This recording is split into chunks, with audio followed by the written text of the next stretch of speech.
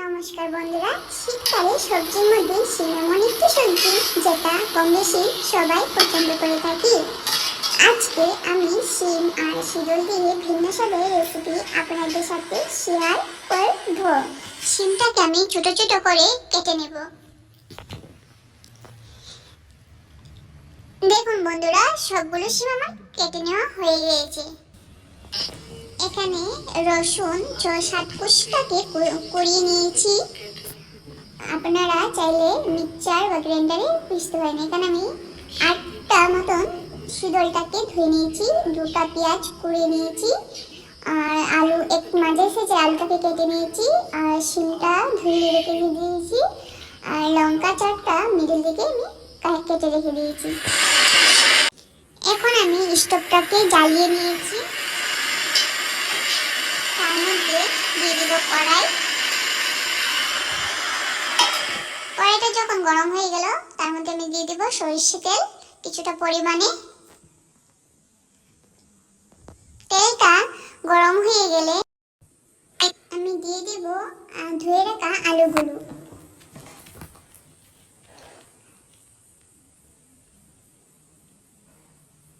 তারপর আমি অল্প পরিমাণে নুন আর হলুদ গুঁড়ো দিয়ে দেব। দিয়ে আমি খুন্তি দিয়ে অল্প সময় নাড়াচাড়া করব। 4-5 মিনিট ফ্রাই করার পর আমি এই আলুর উপরে দিয়ে দেব শিমগুলো।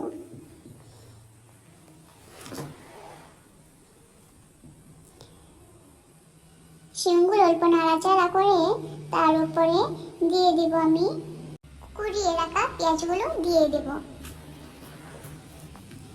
তারপর দিয়ে দেব রসুন কুচানোগুলো।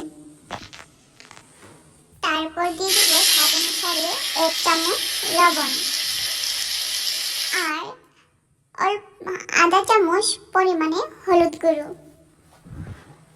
আমি যেহেতু ঝাল বেশি খাই সেই জন্য আমি 2 চামচ লঙ্কার গুঁড়ো দিয়ে দিয়েছি।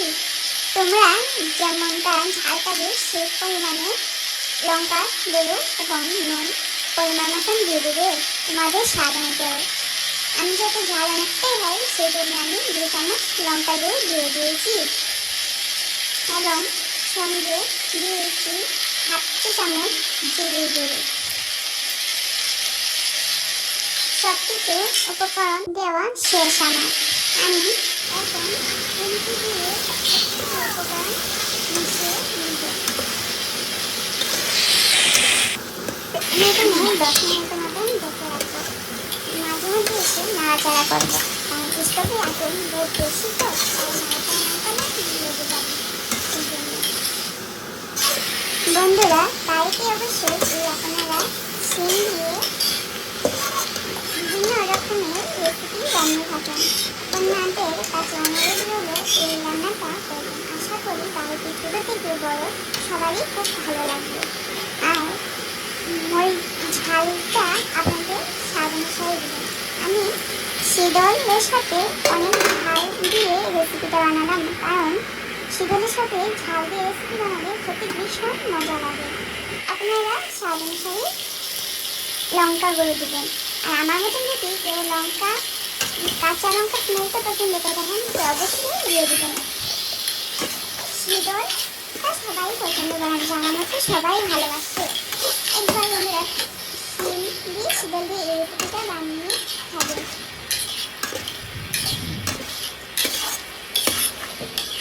এই রেসিপিটা যদি আপনাদের কাছে ভালো লাগে তাহলে প্লিজ একবার কমেন্টে জানিয়ে দেবেন।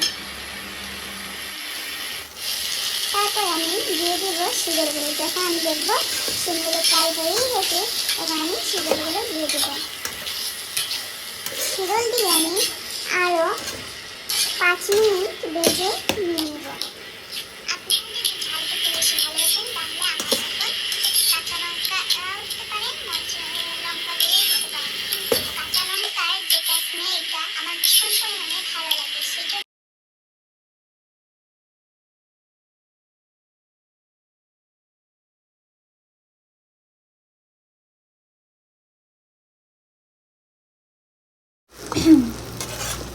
শিমটা যখন আটা আটা হয়ে যাবে দেখবেন সমস্ত জলটা শুকিয়ে যাচ্ছে এবং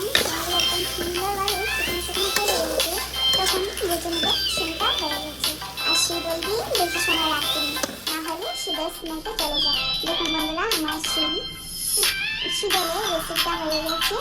এখন আমি বাটিতে নামিয়ে দেখুন কালারটা এত সুন্দর এসেছে যে জিভে জলটা চলে আসছে। আমার মতন কার শীতলের সিমের রেসিপিটা দেখে ভালো লেগে জিভে জল এসেছে, প্লিজ একবার কমেন্ট করে জানাবেন। যেহেতু আমার এই ভিডিওটা ফার্স্ট ব্লগ, সেজন্য আমি জানি না কি বলতে কি বলে দিয়েছি। যদি আপনাদের সত্যি ভালো লেগে থাকে, প্লিজ প্লিজ একটা লাইক, একটা কমেন্ট, এন্ড আমার যদি ভিডিওগুলো আরো